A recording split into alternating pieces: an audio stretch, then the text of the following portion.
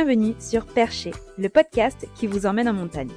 Chaussez vos skis et attachez vos chaussures de randonnée car nous partons pour un voyage à la station de ski des Angles et son village situé à 1600 mètres d'altitude à la rencontre de ceux qui vivent perchés sur les sommets. Ces montagnards nous embarquent dans des récits inspirants, remplis d'anecdotes, d'histoires et de souvenirs. De la création au projet futur, préparez-vous à entrer dans 60 ans d'histoire.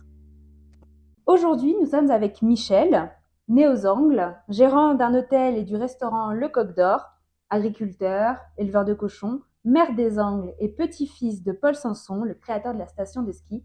Michel, bonjour. Bonjour, vous avez vu que je suis quand même un bon cumulard. Il y a beaucoup de gens qui pensent qu'il ne faut pas avoir plusieurs fonctions et puis moi je suis l'inverse. J'ai beaucoup de fonctions, donc je cours beaucoup, mais je suis très heureux d'être avec toi aujourd'hui pour ce podcast. Merci Michel. Mais aujourd'hui, Michel, on est ensemble pour parler des 60 ans de la station de ski, car en 2024, on fête les 60 ans d'existence et de création de la station de ski. C'est ton grand-père, Paul Sanson, qui en est le créateur. Comment lui est venue cette idée? Est-ce que tu peux nous raconter, Michel? Alors comment est venue l'idée? J'imagine, et pour en avoir discuté bien sûr avec lui, c'était un homme qui pratiquait cette montagne, qui pratiquait en période bien sûr estivale pour sa scierie, puisqu'à l'époque il avait une scierie pour les coupes de bois, mais qu'il a pratiqué aussi l'hiver pour le braconnage tout simplement, parce que c'était pas pour braconner, mais c'était pour nourrir sa famille. Et à partir de là, il est certain qu'il connaissait cette montagne par cœur. Il savait où il y avait de la neige, où elle restait. Il connaissait toutes les combes et toutes les traversées qu'il pouvait y avoir. Et donc, on commence à parler de station de ski. Il y avait l'exemple à Font-Romeu qui avait commencé quelques années avant. Et donc, à partir de là, il s'est rapproché de Saint-Lary et il a mené une partie de son conseil municipal à Saint-Lary. Et quand ils sont revenus, ils étaient convaincus que c'est ce qui pouvait arrêter de perdre la population sur la commune et donner une activité économique qui nous permette de rester ici, parce que c'était un fervent défenseur des Angles, mais aussi de son Cap-Cyr, et qu'il voyait bien que tous les jeunes partaient, et à un moment, il a voulu arrêter cet exode de cette population. Et oui, parce que les Angles, c'était quand même un village qui était plutôt reculé, il s'était pas déneigé, les gens étaient vraiment vivaient presque en autarcie de leurs champs, de leurs élevages, de leur agriculture. Tout à C'était pas fait. du tout, ils n'imaginaient pas qu'une station de ski pouvait être créée. Voilà, ça a été quand même un choc à ce moment-là, de partir sur cette activité où les gens ne voyaient pas de touristes, ils vivaient complètement en autarcie. Il n'y avait pas de chemin qui est mené aux Angles comme à Formiguères, où à Formiguères il y avait du passage et donc une certaine activité économique. Non, les Angles s'étaient reculés et donc à partir de là, il est vrai que tout le monde partait de ce village. Donc il fallait arrêter et son idée, ça a été de construire une station de ski. Pourquoi? Parce que en levant les yeux, tout simplement, il avait cette montagne, il avait la neige, et donc il a dit il faut y aller. Donc il a su regarder autour de lui et vraiment saisir tous les éléments en se disant je vais utiliser ce que j'ai autour de moi pour développer mon village. Ben, tout à fait. Alors c'est certain que moi je suis né quelques mois avant le début de la station de ski et que pendant mes premières années, j'ai été bercé des récits de mon grand-père qui devait lutter contre toutes les administrations pour créer cette station par rapport à l'ONF, par rapport bien sûr au Conseil général, qu'il fallait avoir comme appui pour apporter les premiers financements, mais aussi une partie de la population parce que pour créer cette station, il a dû retirer des droits presque ancestraux d'abattage de bois et que tout ça, il l'a supprimé aux habitants des Angles pour avoir un petit pécule pour pouvoir commencer cette station de ski. Donc, bien sûr que les gens y ont cru, et heureusement, mais ça a été quand même compliqué.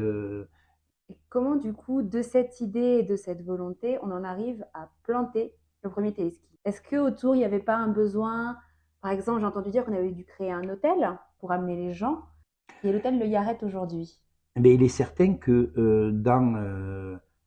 aux Angles, comme il n'y avait rien, on lui a dit une station de ski, eh ben, c'est héberger des gens. Et comme il croyait dur comme fer à son projet, eh ben, lui-même a construit un hôtel. Les banques l'ont suivi quand même parce que c'était pas évident hein, dans un village où il n'y avait rien d'imaginer ce futur. Mais il a eu cette conviction et il a tout fait pour.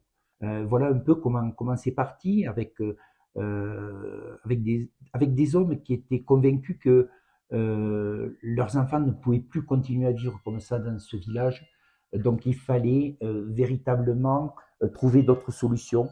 Et donc à partir de là, eh bien, ça s'est fait. Voilà, oui, il a construit le premier hôtel et Et le puis reste a suivi, et le les reste a convictions ont suivi. suivi. Paul Sanson, ton grand-père, était quelqu'un de convaincu de son idée, de convaincant, de ce que je comprends. Est-ce que quand même, ça n'a pas été difficile de convaincre les habitants du village? Comme on le disait, c'était vraiment, ils vivaient en autarcie, ils étaient sur leur terre finalement. Est-ce que quand on leur a dit, on va vous acheter ou vous prendre des terrains pour construire quelque chose, comment ils l'ont perçu? Est-ce qu'il n'y a pas eu des gens qui étaient contre, des ennemis? Dès qu'on annonce des nouveautés telles que celle-là, il est certain que ça fait peur un peu, Mm. parce qu'on va vers l'inconnu. Quand est arrivée l'électricité, certaines personnes disaient qu'à un moment, il ne fallait surtout pas d'électricité. Tant qu'il y avait de la résine sur les arbres de la forêt de la Matte, ça suffisait pour s'éclairer. Donc je veux dire, on va retrouver ça partout, devant des avancées et tout le monde au départ, sans avoir s'être approprié ces choses-là, vont avoir un certain recul. Et bien, ça a été exactement pareil aux Angles. Tout le monde espérait, bien sûr, une vie meilleure. Tout le monde voulait y croire, mais il y avait certaines réticences, surtout dès on supprimait certains avantages qu'ils avaient. Ah oui, et puis la peur du changement et la peur de l'inconnu finalement, parce Voilà, que c'est tout à fait ça. Donc, les gens des Angles partaient véritablement pour l'inconnu.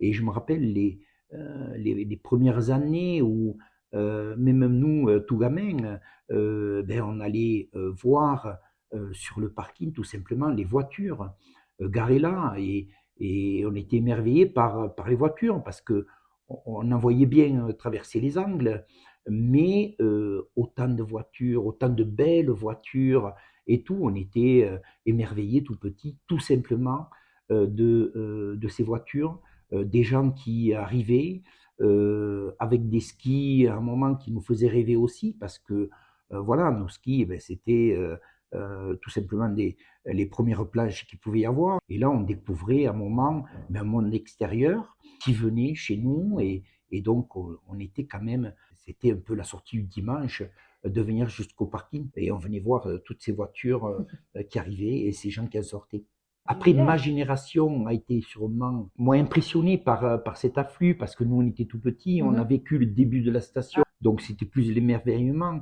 Je pense que la génération avant moi, c'est certain que ça a été un choc. Voilà un peu le début de la station. Et puis après, bien sûr, au fil et à mesure des investissements, des premiers œufs qui sont arrivés en 69, des œufs orange, comme on les appelait. C'était nouveau, c'était plus les sièges, là c'était des œufs, c'était un confort. Et comment cet homme-là a pu à un moment amener un télécabine aux Angles avec encore des routes qui n'étaient pas encore goudronnées dans la commune. Et avec toujours, bien sûr, beaucoup de vaches encore dans le village. C'est certain qu'à un moment, ça cohabitait. oui. Et je pense que les gens qui venaient nous visiter étaient aussi ébahis, elles, par contre, de voir des vaches, tout simplement. Ouais. D'autant plus que les personnes qui travaillaient à la station, au début, j'imagine que ces personnes combinaient leur travail d'agriculteur et d'éleveur avec le travail à la station. Il est certain que ça apportait un revenu l'hiver, où là, toute l'agriculture s'arrêtait et on passait l'hiver comme on pouvait. Ça apportait un revenu et puis une certaine fierté de pouvoir côtoyer des gens du grand monde Mhm. quelque part et pouvoir se dire, eh bien, demain, il y a un avenir pour nos enfants. Je crois que c'était véritablement ce qui animait toutes ces personnes-là à ce moment-là, même s'ils gardaient leur exploitation agricole avec les quelques vaches qu'ils avaient, hein, mais il y avait cette fierté aussi, j'en reste persuadé. Qui aujourd'hui continue. c'est vrai qu'il y a toujours cet attachement quand même à la station. Je le vois là en tant qu'élu, mais je le vois dans les gens qui viennent. Je le vois aussi dans notre clientèle, où il y a quand même des taux relativement élevés de gens qui reviennent d'année en année, Ouais. comme les salariés de l'entreprise Les Angles. Ça, je le ressens. J'avais une petite question parce qu'on a parlé de la création de la station. Comment ont été créées les pistes? Comment est-ce qu'on choisit de faire de cet endroit une piste de ski? Écoutez, je vais vous raconter une anecdote dessus. Je dois avoir 6, 7 ans. Et mon grand-père voulait que les pistes balséères qui étaient déjà tracées, telles qu'on nous connaît aujourd'hui, arrivent jusqu'au lac. Et donc, un jour, il m'amène donc sur les pistes balséères et puis il me plaçait tout simplement comme un pion. Et il avait son fusil. Et avec le fusil, bien sûr déchargé, il visait pour me dire mets-toi à droite et ou à gauche et de ne pas bouger, et il venait planter des piquets. Voilà comment il implantait ses pistes de ski à ce moment-là. Et encore, si on descendait après les pistes balséères connues, il est fort possible on retrouve encore traces du tracé, comme mon grand-père avait imaginé. Excellent ça, c'est improbable. Du coup, donc on a pas mal parlé du début de la création de la station. Est-ce que pour toi, il y a un moment mémorable ou un moment clé que tu aimerais nous partager?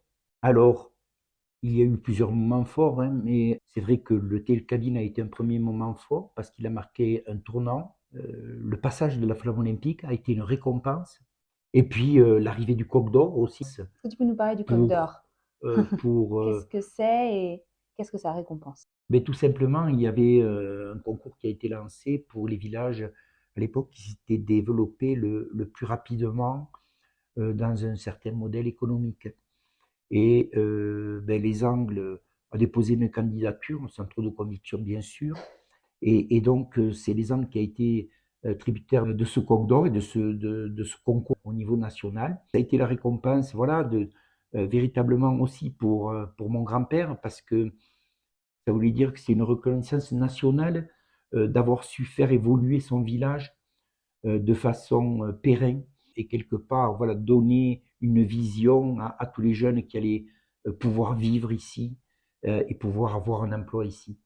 Voilà, un grand moment quand même de liesse aux Angles et une reconnaissance nationale par le Coq d'Or et Coq qui est toujours bien sûr à la mairie en bonne place. Et durant ces 60 ans, est-ce qu'il y a des défis particuliers à laquelle la station a dû être confrontée, que la station a surmonté?